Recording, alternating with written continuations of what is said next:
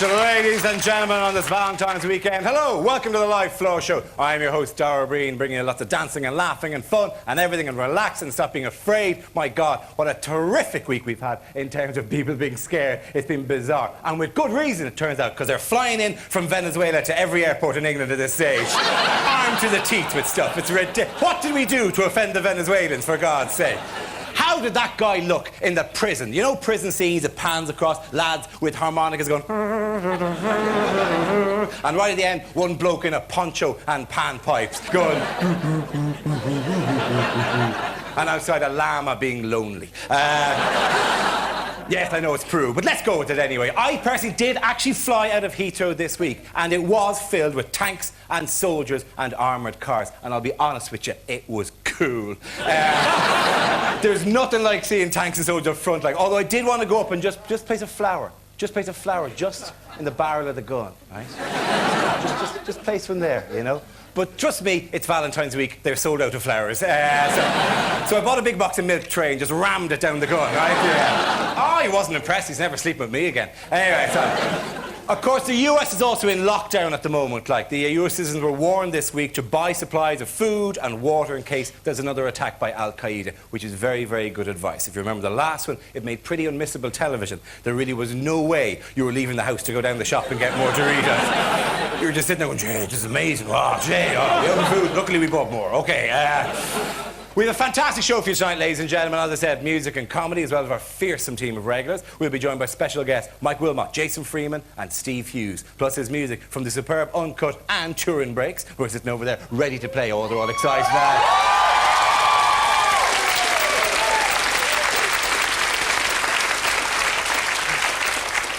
When I say excited, I mean excited to kind of a, yeah, we're in a band. Kind of way. We're excited, but it's on the inside. It's God. It's in the music. But let's start with a man who can terrorise with his tongue alone, ladies and gentlemen. Give it up to the wheeling dervish himself, Mr. Craig Hill!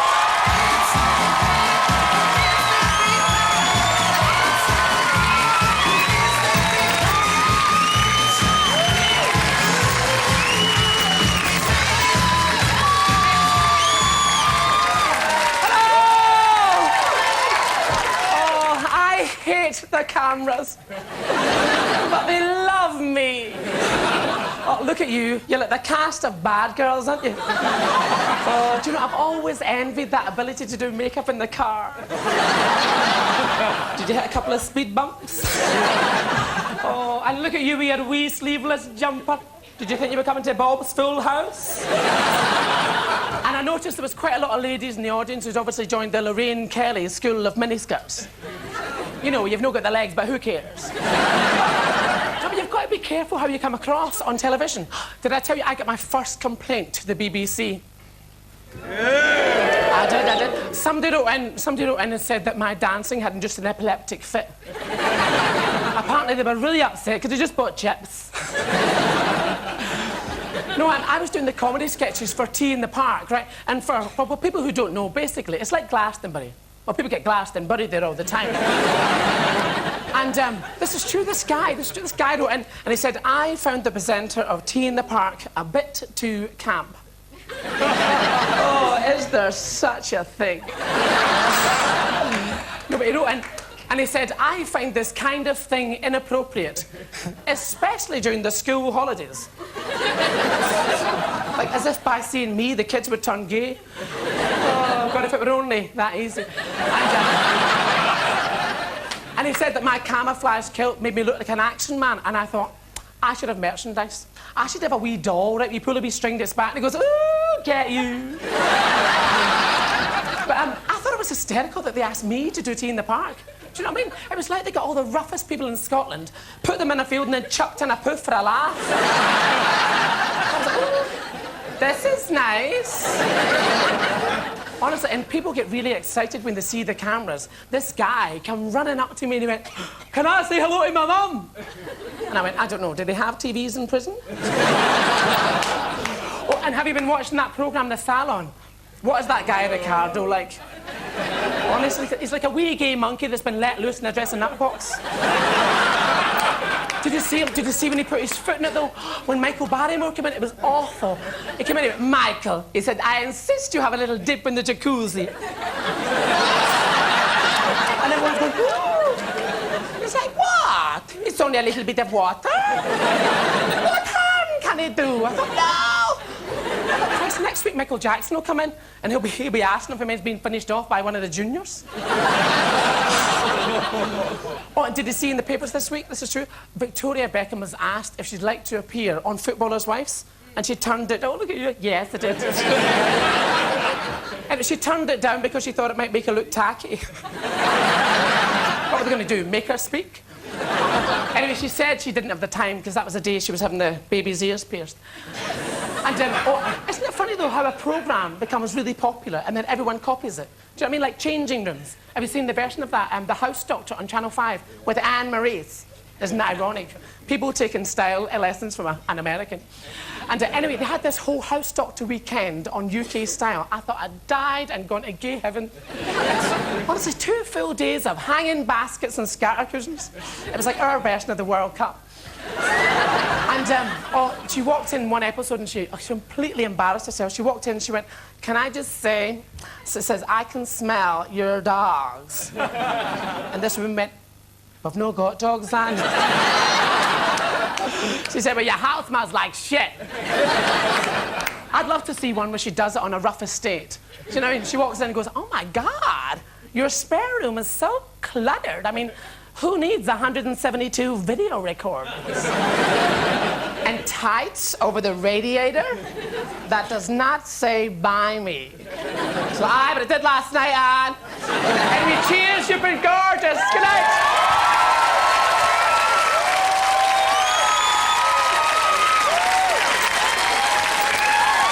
Craig Hill there, ladies and gentlemen. Craig Hill, yes.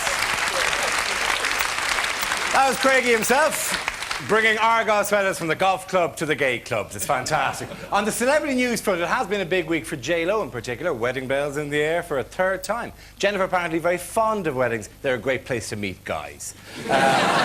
Let's hope she's more luck on the privacy front than Catherine Zeta-Jones. Catherine was in court all week, claiming that the stolen photographs of her wedding were embarrassing and violating. They showed her eating. Because you see, Catherine doesn't eat like the rest of us. No, she detaches her jaw completely, right? Which allows her to swallow rodents and other small animals entirely. Well, she's not pregnant at the moment. That bump is just her digesting a gazelle. And if I'm wrong, Catherine, see you in court. OK. Yeah.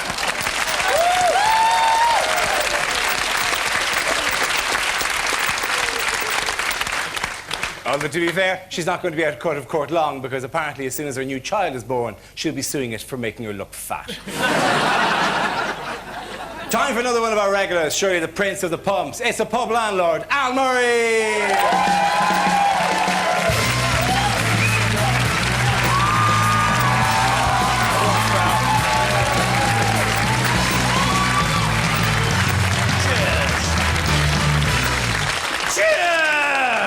Let's hear it for the beer. All hail to the ale. And welcome the wine for the ladies. Good evening. Look at you, you beautiful people. Hey, what a week, hey? The French? Letting us down. Again. Shouldn't really knock the French. They're not here to defend themselves, and we know how good they are at that, eh? Now I think it's time for a return to the Dunkirk spirit. I mean that quite literally. We should fuck off out of Europe as quick as you can, leave the French in the shit with the Germans. I can't argue with that. It's troubled times, isn't it? What's your name, pal? Derek. Beautiful British name. Normal, yeah? Yeah? Here. Now tell me, Derek, that first guest... is it just me? There's definitely something going on there. You disgust me. The point is this. It's a troubling time, isn't it? We've got the old Arab terrorism going on now. You worried about that, Derek? You worried about that, son? Yeah. It's terrifying, isn't it? Yeah. So they got that right, haven't they? They made the terrorism terrifying. 10 out of 10. But we'll put up with it. We'll withstand it, won't we, Del? Yeah? What do you do for a living, son? I work in underwriting. You work in underwriting? Small print? Is your dad proud of you? He's never said so, has he, Derek? And that's not because he's bottling it up. Now, the point is this. For many years we endured the Irish terrorism, though, didn't we, ladies and gentlemen? We endured that Irish terrorism, then finally it stopped, didn't it? It stopped when they got given their nice office. If only we'd known that's what they wanted all along, hey? What a tragic waste, hey? It's all they wanted, a couple of filing cabinets and some A4. It's a tragedy. There are your post-it notes, Mr. Adams. Oh, tar, we'll stop now. If only we'd known. Did all start in the post office, I suppose. But the point is this. You got the Arab terrorism, yeah, which was before, the Irish terrorism was before that. Eh? What I'm worried about is there a pattern? That's what I'm worried about, Del. Is there a pattern? What does the future hold, eh? Arab theme pubs? No! No! Sand in the snug bar, that's what we're talking about. Palm tree in the lounge. No pork scratchings. Now you're frightened, not yourself. There you go, enjoy them while you can. The point is this. But we, the British, are the finest people in the world. There's no doubt about that. Yeah? Yeah? You'd agree with that, wouldn't you, Del? Yeah? Absolutely. Yeah? We're the finest people in the world. You can tell that from our selection of saints. Yeah? Because we have the finest saints in the world. What? Yeah? For instance, the Scottish saint, who's that? It's St Andrew, isn't it? Yeah? Classic Scotsman, invented golf. Yeah? Set up a hotel on the proceeds. Huh? Kelly Jock move. And of course you got St Patrick, the Irish saint. Yeah, now, St Patrick, what did he do? He got rid of some snakes, didn't he, Del? Yeah? Yeah, it's pest control, really, isn't it? Yeah? Yeah, it's not a sainthood, is it? Yeah? They've talked him up, haven't they? The silver-tongued Irish. That's an OBE at the very best. Yeah? The point is this. St George, the English saint, is for my money, yeah? Maybe not yours, Derek, but for my money, the finest saint in the world. Because he did the finest thing any man could do. What did he do? Eh? What did St George do? Well, he killed a dragon, didn't he? Yeah? Yeah? He killed a dragon. Lights out for the big lizard. Britain's first notch on her endangered species belt. He got in there and killed a dragon. Yeah? He did what any one of us would have done, yeah? He did his bit from the mouth of the monster. He rescued the lady fair. He got in there and killed that dragon. Now, let's just forget for a moment that St George is actually from Malta, right? That is irrelevant, right? It's nothing to do with any of this, yeah? Let's also forget there's no such thing as dragons. They're mythical creatures that never actually existed. Ever, so it wouldn't actually be possible to kill one. Let's forget them too. Let's also forget it's essentially an allegorical tale that tells of the triumph of Christian values over previously held pagan values. Yeah? That's bollocks for people with glasses. No, the thing to remember about St George is he's the ultimate British saint because he did what you and I would do, Derek. Yeah? What did he do? He kicked the shit out of someone to impress a bird. That's right. And he did it while he was on holiday in the Mediterranean. You can't argue that. God bless. That's all for me. You're beautiful people. Good luck, son.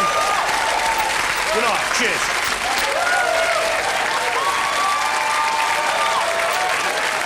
The pub landlord there, Mr. Al Murray.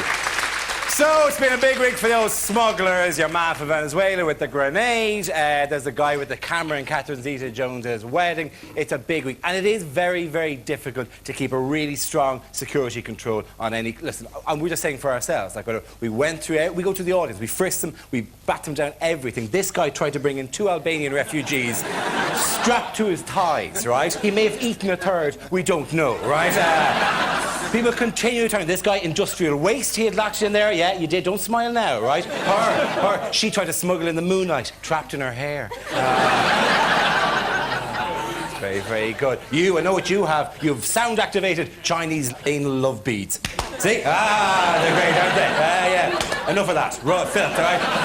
And this is the most dangerous, sinister white guy of all. He is managed to smuggle in memories which have been implanted by the government and aren't really his. What's your name, sir? Ali. No, it's not. You're a killer. You don't even know that. You don't know anything about yourself. Are you with this lady here? Yep. Yeah, no, she's in on it as well. It's all a lie, for God's sake. Run now. This isn't real, it's a TV show. Jesus, Ali, it's all a setup, for God's sake. Get out of the building. He doesn't know. Get Jack Power, find him now. CTU. Run, for God's sake. He's too calm, but he'll wake up in the middle of the night and go, was that real or true? I don't know. Am I really Ali? Gee, it's madness. Canada, ladies and gentlemen, is a very, very huge country, but it's all the roomier for our next guest being with us here. Give it up for the extremely funny Mr. Mike Wilmot. Thank you, my cousins. Thank you. I come from the land of snow. Boogity, boogity, boogity, boogity. I went on holiday. I was on holiday. Well, it's not a holiday. I was stoned in my basement. That's a holiday. That's a Canadian holiday. We pretend it's warm. We go in the basement. We get high. I play PlayStation 2, which is too real, by the way. That is getting scary. Soon they're gonna have games called Look, I'm Outside. That'll be a game. You'll be there. Hey, look, I'm buying an orange. Hey. Wave at the dry cleaner. The one I'm playing that bugs me is because it's too violent and I love it. So guilt-ridden is Grand Theft Auto 3, which is awful. And it's great and it's awful. And it's great. Oh, Christ, it's awful. And to tell those, if you've never played this game, to give you an idea about how violent this is, I'm playing with my daughter. And halfway through the game, she goes, all right, now that you've done the hooker, shoot her in the head and take her money. I was well into my 30s before I figured that kind of stuff out. See, now, that's an American game, because Americans are violent freaks. Now, look, okay, if somebody gets killed in this country, somebody gets shot on Monday, you all know by Tuesday, and you're all scared by Wednesday. That's a normal country. I was in Detroit, Michigan. An axe murderer got third-page news.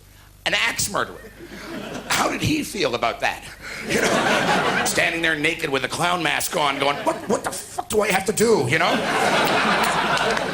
It's true. You can't get front-page news unless you do something clever with the heads. Maybe that'll get you in. Line 8 of them on a rope so you can grab the far one, bang it, then the one on the other end pops up, Quit being friendly. It's throwing me off. You are a friendly nation, because I was in Eastern Europe, and I don't like to make any blanket comments, but they're all miserable bastards there. You hear this a lot in Eastern Europe. Yich. I don't know if that's a word, but it's like yich or ugh. You want to slap them all and go, look, you're free now. You might want to brush up on your people skills, I was in a restaurant. The menu said, today's special, roast meat. It just stopped at meat. Now you'd ask, I went, what meat? He replied, it is meat. Well, technically, so am I, He said I could have it roast meat gypsy style, and I don't know what that scared me, gypsy meat. I don't know what that means. Somebody puts a handkerchief on a chicken, pierces your ear, kidnaps your sister. I don't know what a gypsy meat is. Stop. It's a joke. I didn't do a backflip. And I did that joke in Budapest, and gypsies are real. I didn't know that. I thought they're like fairies or hobbits or something, I am a gypsy. Well, here's some garlic. Go away. I don't does it to you. Before I leave, I want to talk about romance. And I'm going to be 40 in a week, and romance is no longer part of my life, but I remember. I remember when a tit was all day. Remember when you were a young man, most of you are, and you just had that first naked tit in your hand. And your head went into pudding. You didn't know. Everything was lost on the tit. Round, soft tit. Nipple, round, titty. Ooh, good titty. Oh, look, there's another one. After 16 years with the same woman, I'm not that man anymore. Now I'm a honker. And women know what honkers are. It's usually when you're doing the washing up and he appears out of nowhere.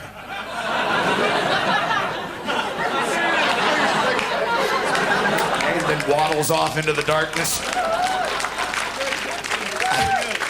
I want the women in this room to know this. When a man grabs your breast and squeezes it like that, in his brain, he's making the noise. Because everything is a toy to a man. Get a big handful of ass. What's that? That's that one. And then you go down the front.